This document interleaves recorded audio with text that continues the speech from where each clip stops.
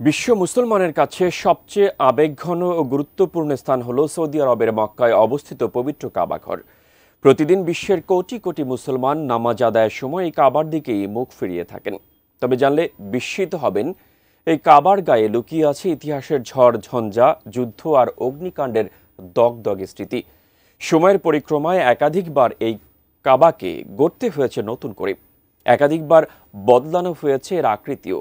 সেই ইতিহাসই তুলে ধরেছেন আরিফ হাসান।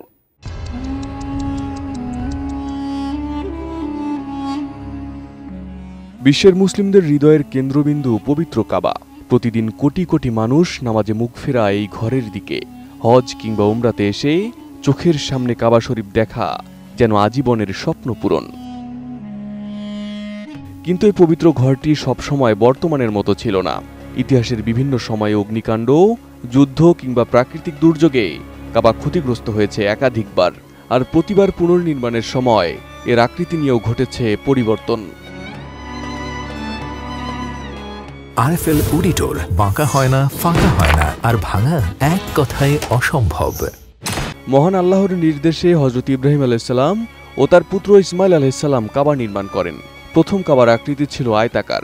বর্তমানে কাবার উত্তর পশ্চিমে যেটুকু অর্ধচন্দ্রাকৃতির দেয়ালকে হিজর ইসমাইল বলা হয়, সেটিও মূল কাবার ভেতরের অংশ ছিল। অর্থাৎ আজকের কাবা আসলে ইব্রাহিম আলাইহিসসালামের নির্মিত আসল আকৃতির চেয়ে ছোট। রাসূলুল্লাহ সাল্লাল্লাহু আলাইহি ওয়াসাল্লামের যুবক বয়সে কাবার পুরনো দেয়াল দুর্বল হয়ে পড়ে। মক্কার কুরাইশরা নতুন করে কাবা নির্মাণের উদ্যোগ নেন। তারা সিদ্ধান্ত নেন নতুন কাবা তৈরি করার। তবে শর্ত ছিল, এ নির্মাণে শুধু হালাল উপার্জনের অর্থ ব্যবহার হবে। কিন্তু হালাল অর্থের সংকট দেখা যায়।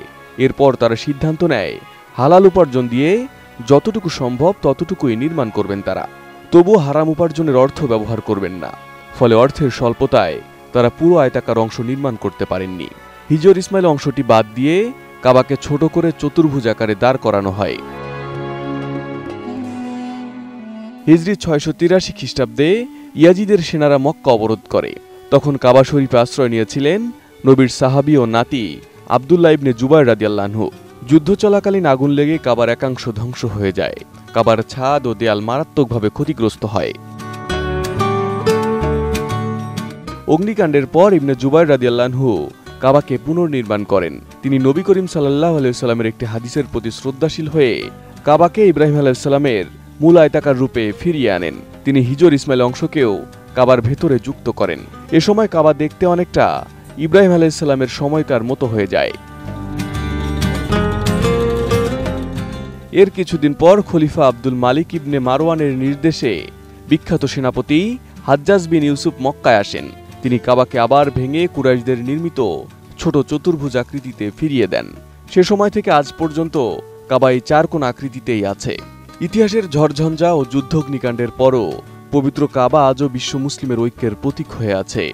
আর প্রতিটি ধ্বংস আর পুনর্নির্মাণ আমাদের মনে করিয়ে দেয়, এই ঘর শুধু একটি স্থাপত্য নয়, বরং এক অবিনশ্বর বিশ্বাসের প্রতীক। Arif Hasan, ATN news.